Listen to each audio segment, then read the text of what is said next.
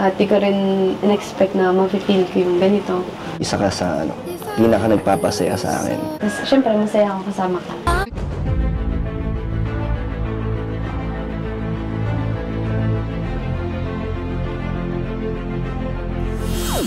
Ayun, shoutout guys. Muli po, welcome to my YouTube channel. Ito po si Kuya Julay, ang inyong katugang, ang inyong kalingap. Na muli mo nang bumabati po sa inyo ng magandang araw, magandang gabi.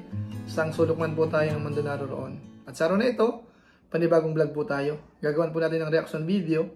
Yung vlog ni Kalingap Rab dito po sa Danjoy. Ito po yung part 18. Na kung saan ho dito, napapansin natin, para talagang parang seryoso na ho ang usapan. At bukod po doon, involved na po yung kapatid ni Dan, yung nanay niya.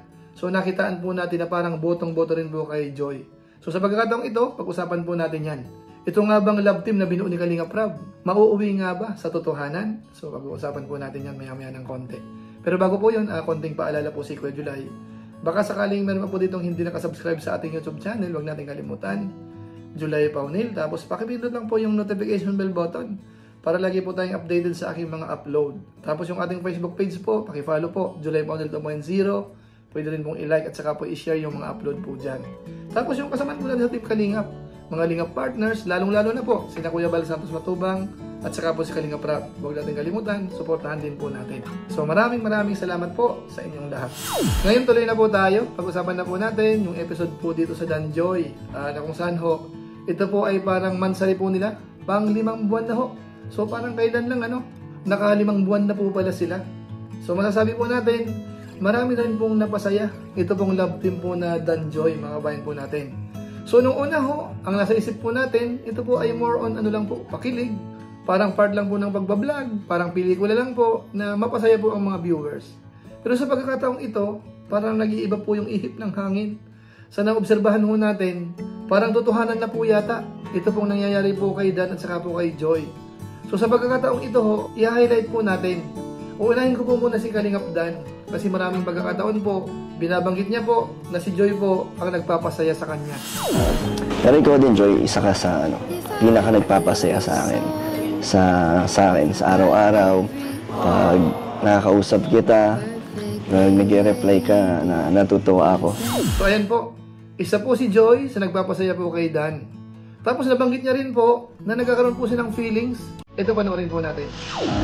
Joy, may sasabihin ulit ako sa'yo. Naano na kasi ako habang tumatagal, kahit na mabilis pa lang naman, kung 2005 months pa lang, kahit di tayo araw-araw nagkikita o nag-uusap, naano na ako, paunti-unti na-attach na ako sa love team natin. Hanggang sa parang dadating sa point na parang nagkakaroon ako ng feelings sa'yo. Kaya natatakot din ako kung sakaling magtapos itong love team natin. Gusto ko lang maging open ka sa akin. Kung may nakikita kang problema o may nararamdaman ka na feeling mo na makaka-apekto sa atin, sabihin mo lang para magawa natin ng paraan. Ayusin natin, di ba? Hindi natin iisipin na yung tanging paraan ay mag-end o tapusin yung love team. Para sa akin, ganun gusto. Pero ikaw, kung hindi mo rin naisip na mag-end or magtapos sa love team. Ako din po ayoko rin na mag-end tong love team natin kasi kahit ako, na-attach na din ako kasi syempre 5 months na tayong magka-love team at pag magkasama tayo, syempre naging close, ganyan. Tayo mga kababayan po natin, yun po yung ilan sa binabanggit po ni Kalingap Dan. Diyan po sa pagkakataon ng mga kababayan po natin, meron po siyang parang masasabi natin parang promise na po ito. Parang sumpaan ng pakiramdam po natin. Pero pakinggan po muna natin yung binabanggit din po ni Joy kasi ang pakiramdam din natin, parang seryosohan na po. Parang naghahabili na kung sakasakaling makakahanap ng iba, ay dapat magsabi lang. Ito panoorin po natin. Siyempre, sabihin mo din kung may iba kang magustuhan. Siyempre, dapat sabihin mo. Ikaw din. Kung sakaling meron ka rin iba, makita, sabihin mo din. Pero meron akong promise sa'yo, Joy. Dahil 5th months na rin natin, gusto kong sabihin sa'yo na wala na akong plano tumingin sa iba. hindi na ako na-attract or hindi na nila nakukuha attention ko. Yung mga ibang nakikita kong babae. Ikaw na lang laging gusto kong nakikita. Kaya huwag ka mag-alala. Wala kang pagseselosan. So yan po. Doon po sa party Kalingap Dan, yun po ang mabigat. Parang ayaw na lang pong tumingin sa iba. Ano masasabi ng mga viewers po natin? Pwede nyo pong i-comment. Seryoso nga ba si Kalingap Dan doon sa kanyang binanggit, mga kabayan po natin? Pero syempre po, sa napapanood po natin, mukhang ano na rin po siguro ang loob po ni Dan, ano? Sabihin natin nahuhulog na rin po siguro. Dahil si Joy ho ay mabait, ano? Bukod sa maganda, maputi, makinis, talagang hindi ho mahirap mahalin po, mga kabayan natin, masasabi natin. So sa case po ni Kalingap Dan, baka ganun na po ang nangyayari. Kaya yun po ang narinig po natin kay Dan. So ngayon po, puntahan po natin siguro muna yung mga ano naman po, yung member ng family po ni Kalingap Dan. Isa-isahin po natin. Unahin po muna natin yung nanay po mismo ni Dan kung anong masasabi po. Ayan po. Joy, may tatanong daw sa'yo si tita. Ako sa'yo, yung totoo lang, Joy. Ako gusto kita maging manuga. Ikaw ba gusto mo ako maging biyanan? Bilis ka sagot. Anong sagot? Uy, gusto daw! Talaga? Ay, grabe! Wala na. Na-ambush si Joy. So yun po, mukhang prangkahan po. Yung nanay po ni Dan, ano? Gustong maging manugang, gustong maging biyanan. So yun po ang maganda, diretsahan. At maganda rin po yung naging sagot po ni Joy. Sa madaling salita, parang okay na. Parang pwedeng-pwede po. So ngayon po, isunod po natin yung kapatid po naman po ni Dan. Ano masasabi niya? Ano masabi mo kay Joy? Sa aura niya, sa nakita mo ngayon, gusto mo harapan na.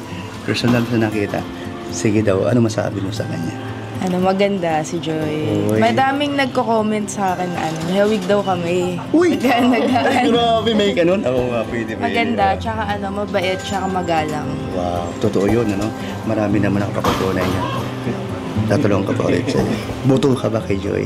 Oo naman, kung saan masaya si Kalingap Ay, Dan. grabe! Kung saan masaya si Kalingap Kuya, Dan. ganyan. So, sa tingin mo kaya, maging sila kaya bandang huli o pagdating ng panahon? Sana. Oh, sana! Kaya mga kabayan po natin, ganun din. So mukhang wala rin problema po dito sa kapatid po ni Dan. At higit sa lahat po, siyempre kay Kuya Brooks. Alam naman po natin, mukhang bibig po yan. At saka siyempre po si Kalingap Rab. Kuya Rob, boto ka daw ba? Oo naman, syempre. Ay, grabe. Joy, ano masasabi mo? Buto kami lahat. So yun po mga Kalingap. So doon po sa mga narinig po natin na yun, nakikita po natin, parang wala na pong problema. Sa part po ng family po ni Kalingap Dan, boto po kay Joy. Tapos si Dan naman, sa mga binanggit niya po, parang okay naman din po. Kay Joy naman, ganun din. Kaso nga lang, merong isang bagay po. Bagamat itong portion na po ito, itong sinabi po ni Joy, nagpapatunay pa rin po ito na meron na po silang nararamdamang kakaiba siguro, parang seryosohan na po. Kasi kung ito po ay parang pang vlog lang, hindi sila aabot dito sa punto na ito. Kaya siguro nasabi ni Joy po ito dahil ang datingan po ngayon ay seryosohan. Panoorin po natin. Sa totoo lang po, sa 5 months na magka-love team po natin, syempre na naging comfortable ako sa'yo at di ko rin in-expect na ma-feel ko yung ganito. Tuwing mag-vlog tayo, ganyan, na-excite ako. Tapos, syempre, masaya ako kasama ka. Kasi, for me po, hanggang doon lang siguro po yun kasi, gawa ng sa religion, ganyan. So yan po, binanggit na po ni Joy yung patungkol po sa relihiyon. Bagamat para sa atin po hindi po problema yan. Kasi kung sakasakali po nagmamahalan po yung dalawang option. Either yayain ni Joy si Dan, sumama sa kanya, or si Joy naman ang maisama ni Dan kung ano man po ang relihiyon ni Dan, mga kabayan po natin. So depende po yan sa kanila, pero kung nagmamahalan po sila, ang mananaig po dyan ay yung pagmamahalan. So hindi ko po alam kung nakukuha po ng mga viewers po natin yung ibig kong sabihin. Ano po? Kasi kung mahal nyo po ang bawat isa, anumang pagsubok po yan, dapat malabanan po ninyo. Kailangan mag-giveaway yung bawat isa. Saan nga ba tayo? So yun lang po muna siguro ang ating maiksing reaction video po sa ngayon. Dito po sa vlog ni Kalingap Rab sa Danjoy. Bali anniversary po nila ito, mga kabayan po natin. Pang 5 buwan ng Danjoy. Tapos yung vlog naman ni Kalinga Prab, part 18 na po tayo. So maraming salamat po sa mga viewers po na nakasubaybay po dito. Yung mga sponsors po nila, yung mga supporters, at saka higit sa lahat, maraming salamat kay Kalinga Prab. Dahil nga po maraming pinapasaya po siya dito sa mga vlog niya po na ang content po ay Love Team, na alam natin marami rin po mga viewers na yun po ang gusto po nila. So maraming salamat po sa inyo. Siguro po pansamantala, yun lang po muna ang ating episode sa ngayon. Aabangan po natin uli yung kasunod po niyan. Baka sa sunod na Sabado na naman po siguro. Dahil I love Sabado po yan. Pero gaya po ng dati, shoutout lang po muna sa mga sumusunod.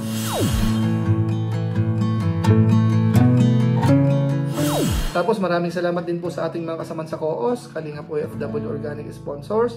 Sa inyo pong patuloy na pagsuporta po sa mga pabahay program ni na Kuya Val Santos Matubang at saka po ni Kalinga Prab. Maraming salamat po. At siyempre po sa ating mga followers, sa ating Facebook page, subscribers sa ating YouTube channel, lagi pong nanonood sa mga upload po natin, minsan sa live stream po natin. Maraming salamat. Naway wag kayong magsawa. At patuloy niyo pong suportahan. Lagi po nating i-like, i-share yung mga upload po natin. Kaya kung inyo pong nagustuhan po ito, pwede po nating i-share. So maraming salamat po. So muli ito po si Kuya Julay, ang inyong katugang, ang inyong kalingap, na pansamantalang nagpapaalam po muna. Kita-kita ulit tayo sa mga susunod ko pang vlog. Maraming salamat sa inyong walang sawang pagsuporta po sa ating YouTube channel. Pagpalain nawa kayo ng Diyos, mabuhay tayong lahat. God bless. Bye-bye!